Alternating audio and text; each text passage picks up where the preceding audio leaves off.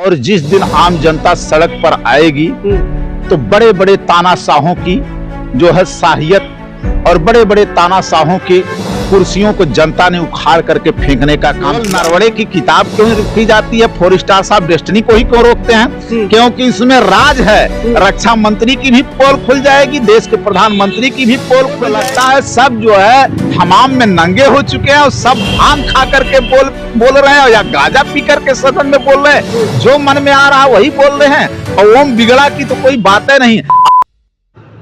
साथियों नमस्कार। लगातार अमेरिका के राष्ट्रपति डोनाल्ड ट्रंप भारत के प्रधानमंत्री पर तमाम कटाक्ष करते जा रहे हैं और भारत की जो राजनीति है उसमें कहीं ना कहीं उनका दखल अंदाज साफ तौर पर देखने को मिलता आ रहा है। बातचीत करेंगे हमारे साथ समाजवादी पार्टी के राष्ट्रीय प्रवक्ता अजीत यादव जी हैं, पूर्व में इलाहाबाद विश्वविद्यालय के छात्र संघ अध्यक्ष भी रहे। इसको लेकर ये क्या राय रखते हैं जानने का प्रयास करते हैं। सर बहुत बहुत स्वागत है। बहुत बहुत धन्यवाद। सर सवाल यही है कि अभी उनका जो बयान आया है उन्होंने साफ तौर पे ये बयान दिया है कि मैं चाहूं तो भारत के प्रधानमंत्री यानी उनके बेस्ट फ्रेंड नरेंद्र मोदी जी का राजनीतिक कैरियर में तबाह कर सकता हूं। क्या कहेंगे सर इस पे आप?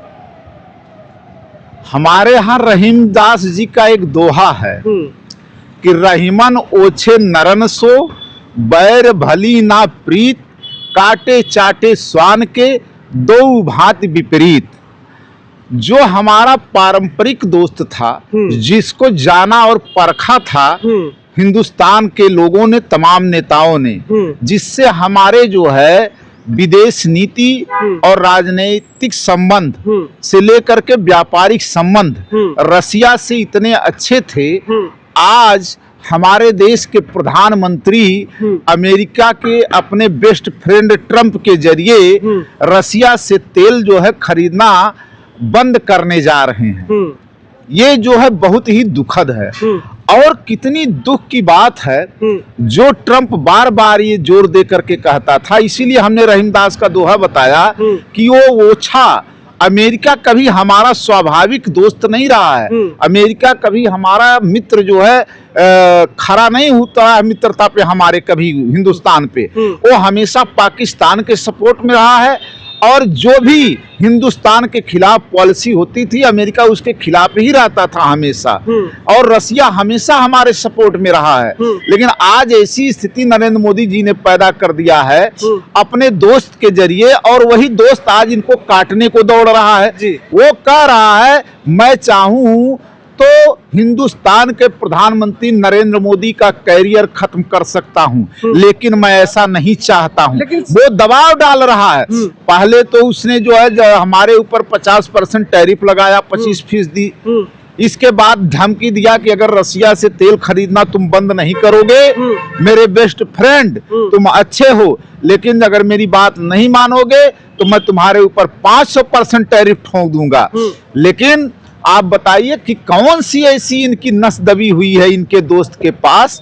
हमको तो लगता है एप्स्टीन फाइल पे ये जवाब दे नहीं रहे हैं। सदन के सत्र में जब इनसे सवाल पूछा जाता है हिंदुस्तान में तो ये जो है छोड़ करके आज मलेशिया भाग गए हैं। वहां से उन्होंने बयान दिया है कि जो है मलेशिया के प्रधानमंत्री जो है ये जब प्रधानमंत्री नहीं थे तब से मेरी इनकी दोस्ती है। ये इसी तरीके के बयान। भाई यहाँ पे एक सवाल उठता है कि जो तमाम भारत की राजनीति में अगर आप देखेंगे तो भारतीय जनता पार्टी, चाहे वो आप उत्तर प्रदेश के मुख्यमंत्री योगी आदित्यनाथ जी की बात करें या देश के प्रधानमंत्री नरेंद्र मोदी जी की बात करें, लगातार इनके टारगेट पे कहीं ना कहीं मुस्लिम होता है। तो क्या बाहर के जो मुस्लिम है उनके मित्र हो सकते हैं लेकिन देश के जो मुस्लिम इनके दुश्मन हो सकते हैं? टारगेट पे कुछ नहीं है। ये सत्ता और कुर्सी को बचाए रखने के लिए किसी भी स्तर पर किसी भी हद पर जा सकते हैं। मोदी जो है जा करके मजार पे आपने देखा होगा अजमेर की जो है जो वहाँ की चिश्ती की दरगाह है वहां पर भी चादर चढ़ा चुके हैं। ये नवाज शरीफ के यहाँ भी बिरयानी खाने चले गए थे बिना प्रोटोकॉल के, बिना जो है कोई अंतरराष्ट्रीय जो है जो समय तय होता उस पर भी नहीं ये खड़े उतरे। और वहां पर ये जो है ले जा करके साल भेंट करते हैं, अल्फांसो देते हैं, अल्फांसो आम ले जा करके भेंट करते हैं और बाकायदा गलबहियां करते हैं नवाज शरीफ के साथ। तो ये आडवाणी जी जो है जिन्ना की मजार पे इनके नेता चले जाते हैं। तो ये सब एक दिखावा है। इन जो है हिंदुस्तान में केवल हिंदुस्तान के मुसलमानों से वोट नहीं इनको मिलता है, इसलिए उनको नफरत है। और जिस दिन वोट मिलने लगेगा तो वहां से भी इनका नफरत खत्म हो जाएगा, क्योंकि इनके संघ के सरसंघ चालक से लेकर के जितने संघी हैं वो मुसलमानों में भी अगड़ा पिछड़ा करके लड़ाने की कोशिश कर रहे हैं। पसमानदा समाज के लोगों को, नेताओं को आगे करके अगड़े समाज के मुसलमान जो हैं, जो जनरल में आते हैं, उनसे लड़ाने की कोशिश कर रहे हैं, लेकिन वो चीजें अभी सफल नहीं हो पा रही हैं। और बटोगे तो कटोगे, एक रहोगे तो नेक रहोगे, एक रहोगे सेफ रहोगे। आप कह रहे हैं कि जो मुसलमानों को आज बताइए हमारा देश सेफ है? किस दबाव में ये ट्रेड डील कर रहे हैं? डेयरी उत्पाद में आप बताइए कि $500 बिलियन जो है अब वो है आयात करना पड़ेगा हमको मजबूरी में। पहले से ही हमारे देश में अमेरिका लगभग 3,86,000 करोड़ जो है, लाख करोड़ जो है करता था जो है हमारे यहाँ आयात। अब बताइए पर ईयर 9 लाख और जो है 9 लाख करोड़ और जो है बढ़ जाएगा। अगर जो है ये आयात करना पड़ेगा तो कुल 12,86,000 करोड़ का जो है हमको आयात करना पड़ेगा, अमेरिका का सामान बेचना पड़ेगा। चाइना का तो ऊपर से हमारे ऊपर दबाव है ही, 9,60,000 करोड़ का जो है चाइना से हमें आयात करते हैं। तो इस तरीके से तो देखा जाए तो हमारा व्यापारी वर्ग जो है बर्बाद हो जाएगा और हमारे देश का किसान बर्बाद हो जाएगा, क्योंकि हम अपने कृषि क्षेत्र की मंडियों को उनके लिए खोल रहे हैं, हम डेयरी उत्पाद खोल रहे हैं। और अमेरिका धमकी दे रहा है बार बार, वो ट्रंप जो है, कि आप अगर रसिया से तेल खरीदोगे, यहां तक कह रहा कि हमारे 10 लोग जो है निगाह रखेंगे, अगर अगल बगल से भी रसिया से तेल खरीदने की कोशिश हिंदुस्तान करेगा तो हम फिर से 25% जो है 25% इसके ऊपर टैरिफ ठोंप देंगे। इस तरह की धमकी हिंदुस्तान, अरे नरेंद्र मोदी तो कहते थे कि इनका जो है विश्व गुरु का पूरे देश में डंका बज रहा है, पूरे विश्व में डंका बज रहा है। आज विश्व गुरु जी बताइए, क्या इनका 56 इंच का सीना अब सिकुड़ चुका है? अब क्यों नहीं बोल रहे हैं? चाइना के खिलाफ बोलना होता है तो इनकी घिघी बढ़ जाती है, नहीं बोल पाते हैं।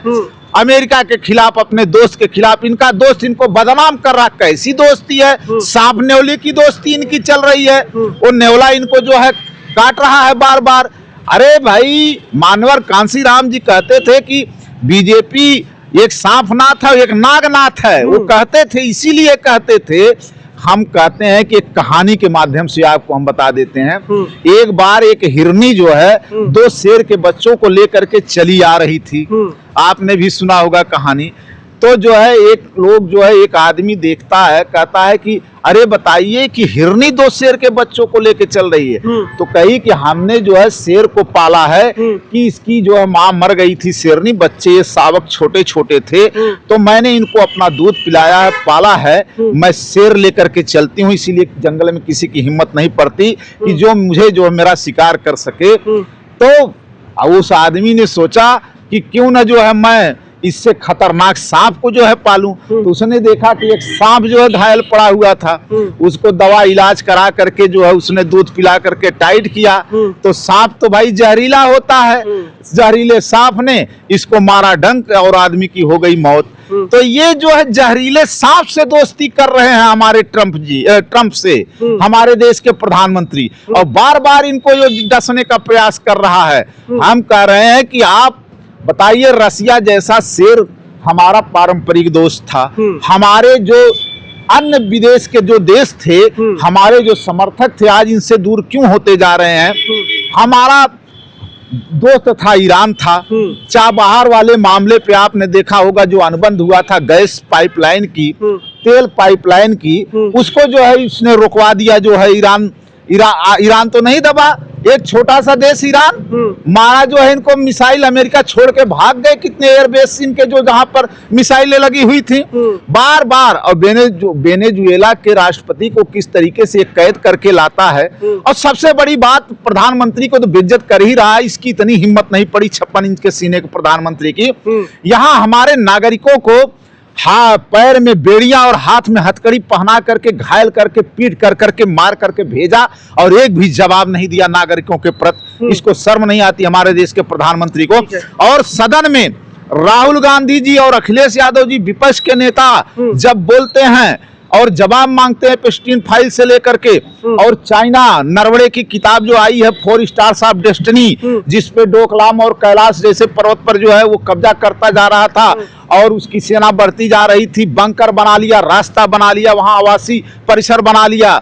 आप सोनम वांगचुक बार बार आवाज उठा रहा था, उसको देशद्रोह में जेल में डालने का काम करते हो, देश के हमारे वैज्ञानिक को जेल में डालने का काम करते हो, राजद्रोह लगा देते हो, देशद्रोह लगा देते हो उसके ऊपर, क्योंकि वो सही चीजें बोल रहा था। सच को दबाया जा रहा है और झूठ को दिखाया जा रहा है इस देश में। और जब सदन में लोग पूछते हैं जवाब, तो हमारे जो लोकसभा के अध्यक्ष हैं ओम बिरला जी, वो ओम बिरला नहीं अब ओम बिगड़ा हो गए हैं।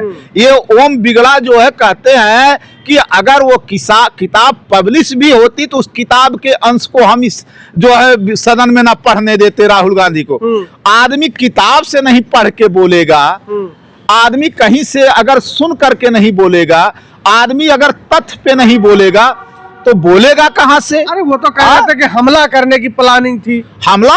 अरे बताइए ये कितनी बड़ी शर्म की बात है। एक लोकसभा अध्यक्ष कह रहा कि हमने प्रधानमंत्री जी से खुद कहा, और जबकि प्रधानमंत्री जी ने कहलवाया होगा। ओम बिरला जी की इतनी हैसियत नहीं है, इतनी औकात नहीं है कि प्रधानमंत्री जी को निर्देश कर सके।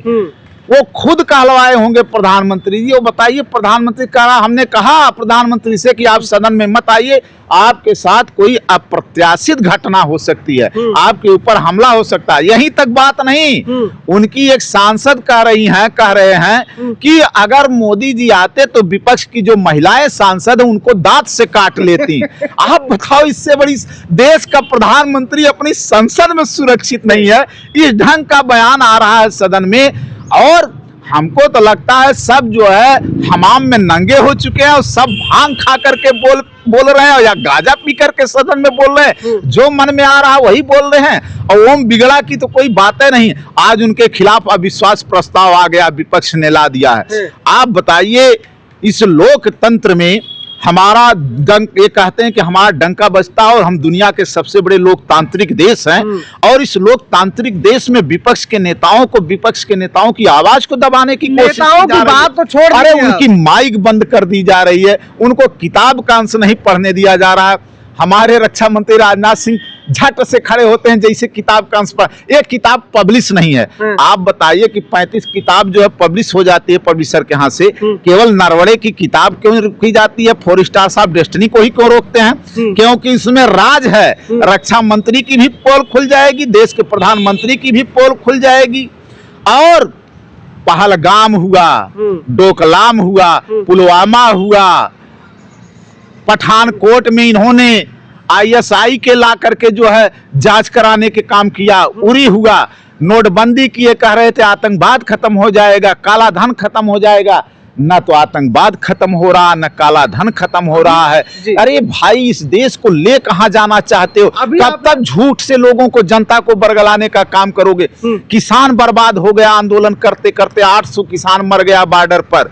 बेरोजगार आंदोलन करते करते मर जा रहे हैं, हर 4 मिनट पर एक बेरोजगार आत्महत्या कर रहा है। एक्सीडेंटल केस इतने हैं, सारे मंत्री मिलकर के इनके लूटने में लगे हुए हैं कि ज्यादा से ज्यादा माल लूट करके डंप कर लो। अरे भाई, कितना नोट लेकर के देश के लोगों को लेकर के जाना चाहते हो? अच्छा, अभी आपने एक बात लोकतंत्र को लेके उठाई। लोकतंत्र पर सवाल तो यहाँ भी उठ रहा है लगातार, चाहे पश्चिम बंगाल हो, चाहे उत्तर प्रदेश हो।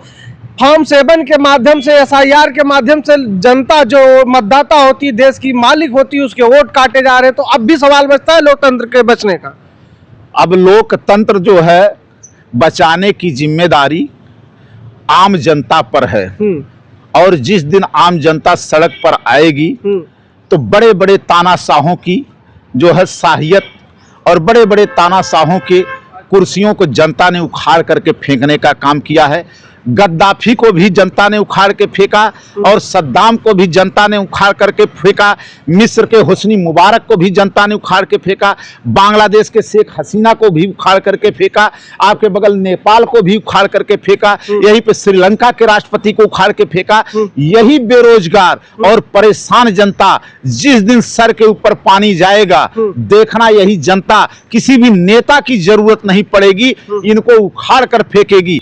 एपिस्टीन फाइल से कई देश के राष्ट्राध्यक्ष, कई देश के प्रधानमंत्री देश छोड़ करके भाग रहे हैं इस्तीफा दे दे करके। वो नौबत आएगी और आने वाली है। हमारे देश का प्रधानमंत्री भागने के फिराक में है। ये पहले भी बोल चुका है कि मेरा क्या भरोसा, मैं तो फकीर हूं, झोला लेकर के चला जाऊंगा हिमालय की पर्वत पर। अरे कहीं नहीं जा पाओगे। जनता ईंटों से और पत्थरों से, बटों से, बूटों से कूच कूच करके मार डालने का काम करेगी जिस ढंग का काम कर रहा है। हमारे देश के चरित्र को बदनाम करने का काम किया, हमारे देश के भारतीय संस्कृति और सभ्यता को बदनाम करने का काम किया, हमारे देश का मान सम्मान और स्वाभिमान जो था उसको गिराने का काम किया। इतने दिनों में जिन सरकारों ने मिलकर के इस देश के स्वाभिमान को बढ़ाने का काम किया था विदेशों में, कोई विदेशी ताकतें हमारे ऊपर आंख नहीं उठा सकती थी। एक जो है वो बंदर ट्रंप जो है बैठ करके वहां से हमको धमकी दे रहा है कि तुम्हारी जिंदगी बर्बाद कर दूंगा, तुम्हारा करियर खत्म कर दूंगा राजनीतिक, और धमकी दे करके ट्रेड डील करा रहा है। और हमारे देश का प्रधानमंत्री जा करके वहां पर जो है मलेशिया में मालिश करवाने का काम करेगा। जाकर के सदन का सत्र चल रहा है, इनको जवाब देना चाहिए ना इस पर आकर के। ये भाग क्यों रहे हैं, मुंह क्यों छुपा रहे हैं? तब आप बोलते, आप क्यों नहीं बोलते कि हमारा 56 से 86 इंच का सीना हो गया है? अरे 56 इंच का सीना तो छोड़ो, हम तो कहते हैं कि हाथ में ये जो है चूड़ियां पहन करके बैठ जाए ऐसे लोग। शर्म नहीं आ रही कि जो इसके खिलाफ बोल नहीं रहे हैं। ठीक है। एक